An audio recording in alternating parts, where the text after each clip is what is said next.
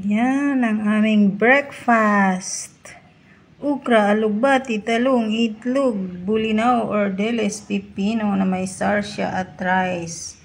At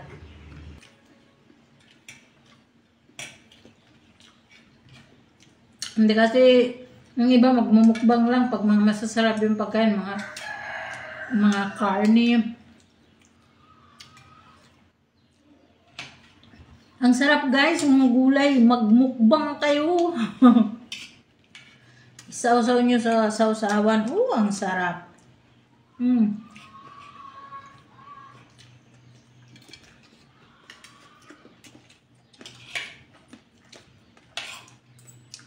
Magkinamay sana ako. Galing ako ng manukan. Huwag na lang. Pero, sarap kasi kumain ng itlog pag kinamay mo. Bakit kaya natatawa? Ibang nasa isip mo? Hindi.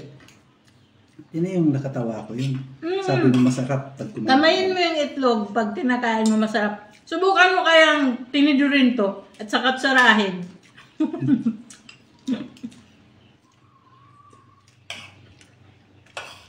Sarap ng sausawan ha. Iba ako pag ako gumawa. Hindi mo ba alam yan? Hindi mo ba alam yan? Alam ko. Masarap ka. Magawa ng sausawan. Gawa ng sausawan. Shout out sa mga followers. Thank you so much for watching always. Alam mo yung mga sayaw ko na walang insaktong stepping. Salamat. May 6.9 na views ako doon sa ano. Sa mga isa lang pala, hindi sa mga. I-upload mo sa YouTube. Ang buhay. Paminsan, aangat. Paminsan, nandyan ka sa ilalim. Yan. Huwag kang susuko. Nakakapagod din kaya yung lagi kang nasa ibabaw.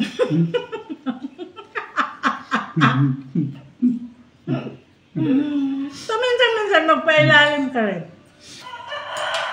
Ganyan ang buhay. Parang gulong. Sadyo. Kasi pag hindi tayo dadaan ng pagsubok, hindi natin alam, hindi natin ma-feel kung ano ang totoong buhay. Kasi diyan sa pagsubok, diyan natin malalaman kung ano ang buhay dito sa mundo. Kung wala kang pagsubok, lahat masaya, walang challenge. Walang challenge.